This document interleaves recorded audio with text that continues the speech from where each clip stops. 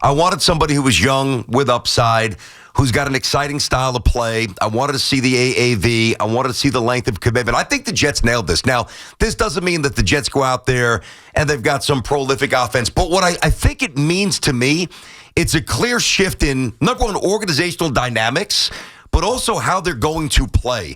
And I think the days of trying to load up on, multiple top-flight wide receivers, which very rarely works, I think the Jets are going to go back to almost a Rex Ryan style. Think about their other moves, a quarterback, a safety, obviously need to tighten up the defense. And between, a couple of good running backs and Justin Fields, I really like what the Jets did. This should be fun to watch. I don't hate it, and there's a lot of intrigue, but the pushback that I would have is Justin Fields a better quarterback than Aaron Rodgers? Different. Right. Better, probably not, but so different. Right. So in my mind, the answer is no. So the Jets then have gotten worse in that regard. And then you look at Justin Fields himself. While I like Fields, and I watched a lot of him with Chicago in his rookie season because I happened to draft him on my fantasy team, so I was familiar with what he was doing.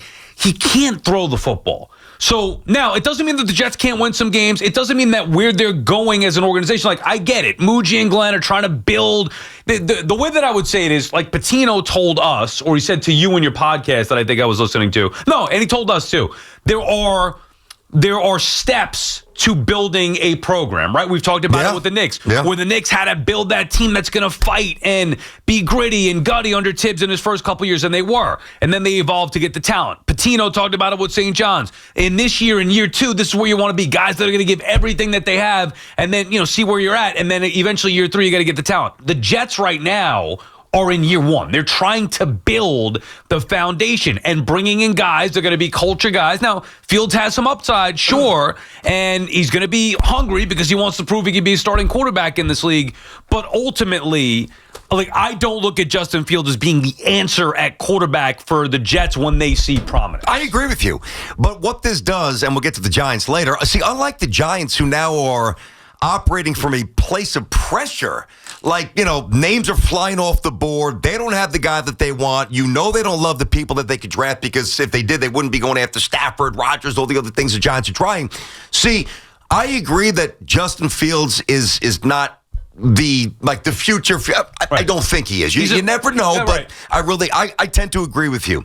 But what he should do is injective, and you don't make moves just based on what you think the fans will think, but he's going to inject excitement not only to the stands, but into a locker room. Played with Garrett Wilson, played with Rucker at Ohio State. And, by the way, the last 4 years, he's averaged 50 yards a game on the ground, which is second most to anybody behind Lamar Jackson. Right. So now there's a lot of things. How will they utilize him? You can win like that. That's what I'm saying. Yeah. Sal, I think that if you get to a point where the Jets are going to have to steal a couple of wins this year if they're going to be viable, right? I think the way you steal wins is you steal a couple of yards, then you steal a couple of first downs, then you steal a couple of points, and then you steal a couple of wins. Justin Fields gives you an ability to do that. Yeah, he just can't throw the football well enough, or at least hasn't been able to do that at the NFL level. And remember, he's been with a couple of teams, so I talked about it. If this were a year ago, I'd maybe be more excited because you wouldn't have seen him with Pittsburgh. The fact that he got beat out in Pittsburgh to Russell Wilson, to me, is a knock against him. Did he get beat out, or did they just take the job away from him? Well, whatever. I mean, Fields wasn't good enough to start. If he was the exciting player that we thought the Bears were going to get. Remember, the Bears made a choice to go with Caleb Williams over him. Yep. The Steelers made a choice to go with Russell Wilson over him, and now the Jets are making him their guy. The intrigue from the Jets' point of view is that they haven't had a quarterback in his realm in a while, meaning not only like his style, but with the potential upside there. There's intrigue. He's not a rookie that they're going to throw to the Wolves. He's got some experience, and he's got the upside. He's a nice, happy medium as opposed to Sam Darnold as a rookie, Geno Smith, Zach Wilson, or the opposite end, Aaron Rodgers. Fitzpatrick, Rodgers, Testaverde, who we love, but the older guys. So he's a nice in-between that brings some intrigue. I just don't feel like the Jets got better at quarterback from where they were with Aaron Rodgers. They're different, and I know that Fields has his limitations. Well, listen, different could be bad, different could be worse. I don't think that you get out there and you say, all right, let's start booking playoff tickets. I think this is just a sensible first step. The Jets had to change the energy of the franchise. You and I are both Rodgers guys. We wanted Aaron Rodgers to come back. If Aaron Rodgers winds up in the right situation, probably Pittsburgh, Aaron Rodgers will probably put up pretty good numbers, and Aaron Rodgers will win some games. That was not what that's not what Woody wanted, but what Muji and Aaron Glenn and Woody jointly decided upon. And based on that decision, you've got to look at all the other options. And I just think that this young man's coming in where, he's gotten enough reps where he shouldn't be overwhelmed, okay? Right. And because of the contract, he's not thought to be a savior. I don't know that as a New York team, he could ever kind of slide in the side door, but it's not the front door with the limo like Rodgers. I think it's just a gritty, but also dynamic, athletic, fast move that I really like, and I think it's going to juice up the building. I think it juices up the fan base, and if he's not good, he's gone. Right. And by the way, the other thing it does too, unlike the Giants, it gives the Jets a year or possibly 2-year window of clarity to make other decisions on quarterbacks, which without the gun to their head, without the pressure point of, oh God, we got to save our jobs, we got to save the season, we got to win, we got to do this. No. Go out there, change how you play, steal some points, have some fun, and make decisions as they come along smartly. It feels disciplined. It feels right as far as building toward the future. I just don't want, the reality of the situation is that the Jets aren't going to be built this year to go out there and be a top team in the AFC. Now, it doesn't mean that they couldn't back into the playoffs by mistake. We've seen that happen with Daniel Jones and the Giants, so I'm not saying it's impossible, but this is year one of the Jets trying to change the infrastructure, change the culture with that organization. And after the Muji and Glenn moves, after those decisions, I feel like this is the right fit. The other thing is that whereas Wilson, Darnold, Geno, you could throw in Rodgers as well, like the ceiling was through the roof. The floor for some of the younger guys, especially, we didn't know where rock bottom was going to be. And we actually saw that with Rodgers as well. But with Fields, you get the feel where you know where the floor is, assuming health. And with a running quarterback, there's always the risk of injury. Yeah, sure. But Fields is not, his bottom out is going to be better than most because he can run the football, which is going to help you win games. So the floor is not going to be as low as it was with Darnold, Geno, or Zach Wilson at their worst. Well, listen, I do think that it's a little misleading when people say he can't throw the ball. Now, he doesn't throw like Rodgers or I know. I'm not saying darts, like line drives, inaccurate, no touch down the field. I'm not saying he's perfect. Yeah. I'm definitely not saying that. But when I think of and I know the game's changed a bit, the numbers have changed a bit because there's more shorter throws, which gets percentages up. Like the Jamarcus Russells and even Alex Smith back in the day, and Zach Wilson, and there are quarterbacks who were drafted where they're just dreadful right away. They're like 47% completion percentage. Yeah. They're throwing 10, 12, 15 more picks than touchdowns. That's not Justin Fields. The last couple now. The average percentage has elevated throughout the NFL, and he's got to get his number up. But you look at his numbers, he's 61, 62, 63, 64% completion percentage, couple of more touchdowns than picks, and he can run the hell out of it. So I like it. I mean, I'm going to stop short of saying love it, but it does seem like there's a good plan, and the Jets knew what they wanted. BT and Sal on the Fan. Our friends at Town Fair Tire remind you that at Town Fair Tire, you always get the guaranteed lowest price on name brand tires from Connecticut to Maine. Nobody beats Town Fair Tire. Nobody. Charlie's in Bethpage. What's up, Charlie? Charlo. Hey, good morning, boys. How we doing? Good. Haven't heard from you in a while. What's going on? Dealing with my mom and dad's health issues. It has not been an easy road. Sorry to hear about that. Sorry, buddy. That's all right. God bless them. I still got them, and that's the important thing. Mm-hmm. But moving forward, I was happy with it. I thought it waited a little too long. I was getting a little antsy because we needed some kind of direction. Now, I did want Rodgers back, and that didn't work out. So, Fields I like. I mean, I thought he did a great job last year, 4-2 out of the gate for Pittsburgh. And then they put Russell in there, which I was shocked. And that was the Jet game. I was out in Pittsburgh, and Russell looked like he was playing for Seattle in the Super Bowl. But Fields has got a lot of upside. And now, can he throw the ball downfield? Is he an accurate passer? No, but he can throw the ball. I watched him fling the ball last year, and he's got the option to run. He can do two things, and we have to go some kind of direction. He ain't the future of the New York Jets. We got to get a quarterback in the future, but he's a good thing to start for this year. And I'm not expecting goals anymore for the Jets. Been expecting that for the last 2 years. Yep. I just want competitive football. Yeah, I just want to go Sunday and enjoy my football Sunday. Boy, you want to get a touchdown or two, right? you want to see the Jets get in the end zone in the first quarter, not like with 3 minutes and 12 seconds to go in the second quarter. We know what you mean. It's called modern football.